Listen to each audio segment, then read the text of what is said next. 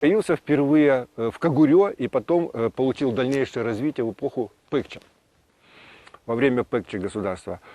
Здесь они появляются чуть-чуть позже, вот такая конструкция ворот. А конструкция вала подобная тоже получается, возникает вот в самое время перед государством Бахай. 학자들은 이 성이 고구려에서 발해 시기 사이에 축조됐으며 가장 활발하게 사용된 것은 문왕시대라고 추측하고 있다.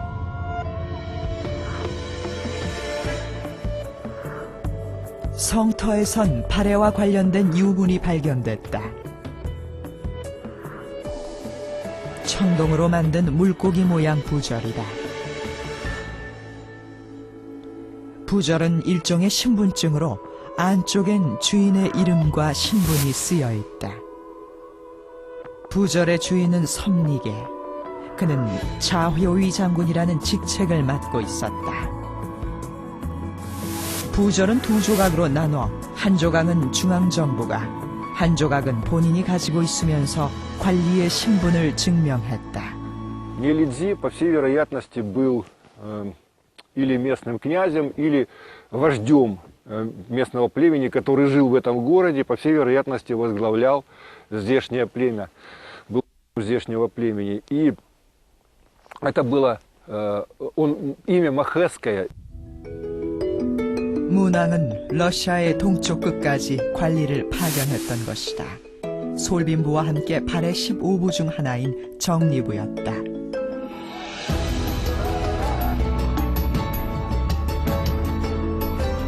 발해의 지방 통치 체제인 오경 15부 62주가 문왕의 손으로 만들어진 것이다.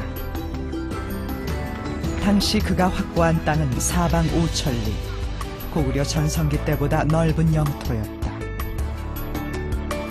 문왕 대흠무, 그는 우리 역사상 가장 광대한 나라를 완성한 정복자였다. 당의 입장에선 계속 영토를 넓혀나가는 대흠무의 행보가 거슬렸습니다. 신당서에 당의 불편한 심기가 엿보이는 구절이 있습니다. 무예가 죽자 그 나라가 사사로이 시호를 무왕이라 하였다. 여기서 주목할 것은 이 사사로이 시호를 정했다는 표현입니다. 당의 허락 없이 선왕의 시호를 정하는 대흠무가 못마땅한 기색이 역력합니다. 그럼에도 불구하고 당은 섣불리 발해를 공격하지 못합니다. 발해는 이미 무왕 때 무력 투쟁을 통해 당에 결코 만만치 않은 상대임을 입증했고 또한 날로 강성해져 가고 있었습니다. 중국 헤이룽장성 닝안시엔 발해진이라는 마을이 있다. 마을 곳곳엔 지금도 발해란 이름을 딴 상점과 학교가 있다.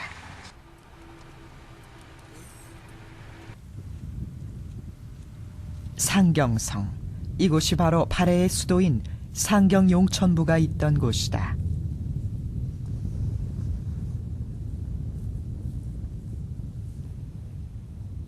상경성은 목단강 유역의 평탄한 분지 가운데 세워졌다.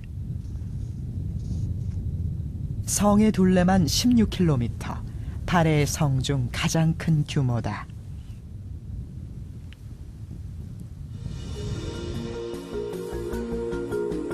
(756년) 아버지 무왕이 중경으로 천도한 지 수십 년 만에 문왕은 이곳 상경으로 다시 수도를 옮겼다.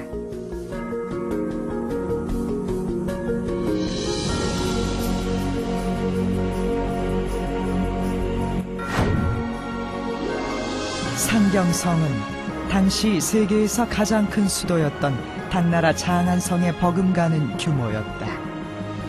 동서로 긴 장방형의 성은 백성들이 거주하는 외성과 궁전이 있는 내성으로 구분되는데 성 가운데로 곧게 뻗은 주작대로를 따라 82개의 구역으로 나뉘었다. 궁성에는 정문인 오복루를 비롯해 5개의 궁정과 우물, 그리고 어화원이란 정원까지 있었다. 문왕은 드넓은 평원에 사로이 도성을 조성하고 거대한 궁궐과 삼성 6부의 중앙행정기구를 갖추었다.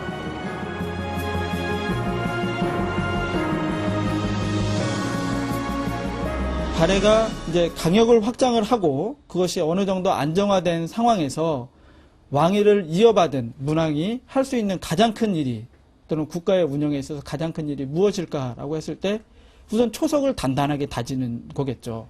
그 초석을 다지는 데는 물리적인 요소와 이제 그 뭐 정신적인 요소 이런 것들이 있을 텐데 물리적인 요소가 이제 그런 어떤 행정 체계의 반영이라든지 이런 것들이고 아니면 제도의 마련, 삼성 6부라든지 어떤 국가를 운영할 수 있는 기본적인 틀을 만드는 거. 문왕은 상경천도 후 사방 5천리의 넓은 영토를 어떻게 다스렸을까? 중국 지린성 해룽시의 용두산에 그 단서가 있다. 1980년 이곳에서 또 다른 발해의 무덤이 발견됐다. 계단을 따라 내려가면 벽돌로 지은 지하 무덤이 나온다. 널방의 벽면엔 채색 벽화가 있었다. 최초로 확인된 발해인의 모습이었다. 무덤의 내력을 밝힌 묘지석은 널방 입구에 있었다. 그런데 놀라운 점이 있었다. 황상, 정혜공주의 묘에 이어 또다시 황상이라는 표현이 등장한 것이다. 무덤의 주인은 정효공주. 정혜공주에 이어 사상 2번째로 확인된 발해의 공주였다. 비문은 공주가 용모가 뛰어났으며 총명하고 우아한 품성을 지녔다고 적고 있다. 그리고 정효공주가 정혜공주의 동생으로 문왕의 넷째 딸이었음을 밝히고 있다. 둘째 딸에 이어 넷째 딸의 묘지에서도 등장한 황상. 문왕은 재위기간 내내 황제임을 천명했던 것이다. 그런데 이상한 점이 있다.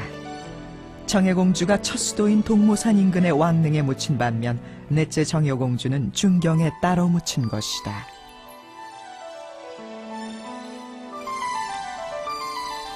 정효공주는 왜 왕실의 무덤에 안장되지 않고 지방에 따로 묻혔을까? 발해 연구가 김종복 박사는 비석에 있는 한 단어에 주목한다.